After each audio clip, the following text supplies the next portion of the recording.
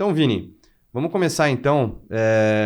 Primeiro, assim, entendendo as diretrizes e as suas diferenças, assim, qual que é a sua opinião no geral em relação a qual que é a diferença das diretrizes? Alguma é mais prática, outra não? O que você achou, assim, só para... Tá. Assim, primeiro, a da ESC, eu sempre gosto muito das diretrizes europeias, porque elas são visualmente muito bonitas e muito didáticas. Só que, falando especificamente da diretriz hipertrófica, a de 2014 está bem desatualizada. Uhum. Então, eles trouxeram algumas atualizações que foram embutidas no guideline de miocardiopatias de forma geral. Então, ficou um pouco bagunçado. Algumas coisas eles não conseguiram aprofundar muito, mas logicamente que ela trouxe algumas atualizações importantes que a gente vai falar ao longo da discussão.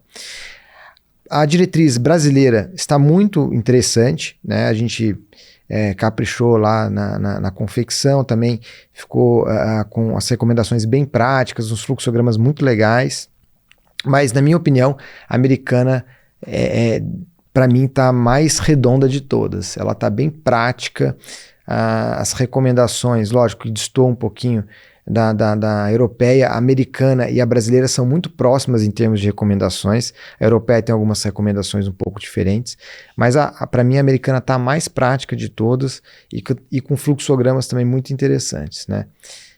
Então essa é a visão geral, a gente vai logicamente destrinchar tudo isso, mas é isso aí. Não, boa.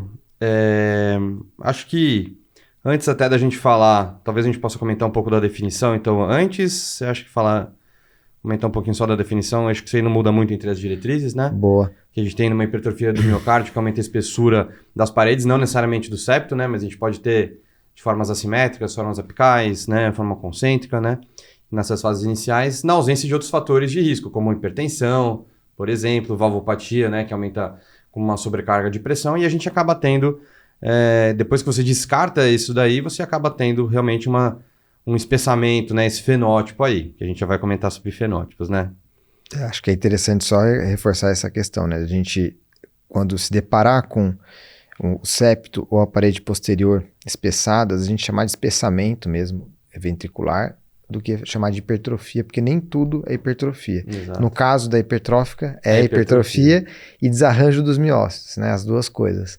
Mas quando a gente está falando de outras diagnósticos diferenciais, que a gente vai chegar lá, é um pouquinho diferente. E só para salientar aqui, destacar, quando que a gente pensa em cardiomiopatia hipertrófica, a gente tem alguns red flags ali na cabeça.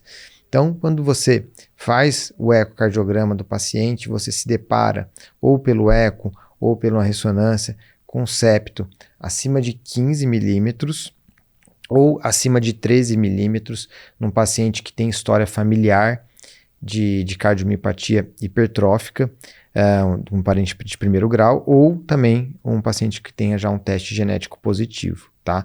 Então, nesses cenários, a gente já começa aí a linha de investigação da hipertrófica. Mas lógico, tem diversas outros red flags antes até disso para a gente pensar em cardiomiopatia hipertrófica. Então, história familiar é super importante. Uhum. Tem que perguntar, né? Tem que fazer pelo menos, inclusive as diretrizes colocam, fazer pelo menos 3 gerações de história familiar bem detalhada para a gente pensar em cardiomiopatia hipertrófica. Além disso, avaliar sintomas. Muitos pacientes acabam ficando a vida inteira assintomáticos do ponto de vista de sintomas ali da cardiomiopatia hipertrófica, mas quando o paciente tem sintoma, dor torácica, palpitação, dispneia, a síncope, a gente tem que também pensar em alguma cardiomiopatia associada. E, logicamente, um exame super básico que faz a gente pensar é o eletrocardiograma. Então, o eletrocardiograma é um exame que a gente acaba fazendo no nosso check-up, no consultório, e o hipertrófico ele tem um eletro bem característico, a gente vai comentar um pouquinho mais para frente, mas esses são red flags aí para a gente pensar em cardiomiopatia hipertrófica. E eu acho que é super importante, né, Zé, a gente falar também, porque é uma doença comum, relativamente comum, a prevalência é de 1 para 500. Sim.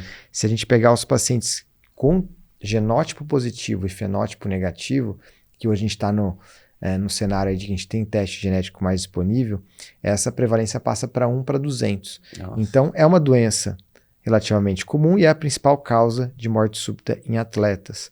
Então, é uma doença super relevante que todo cardiologista deve saber e deve estudar, pelo menos fazer o diagnóstico, os passos iniciais e depois encaminhar para o especialista.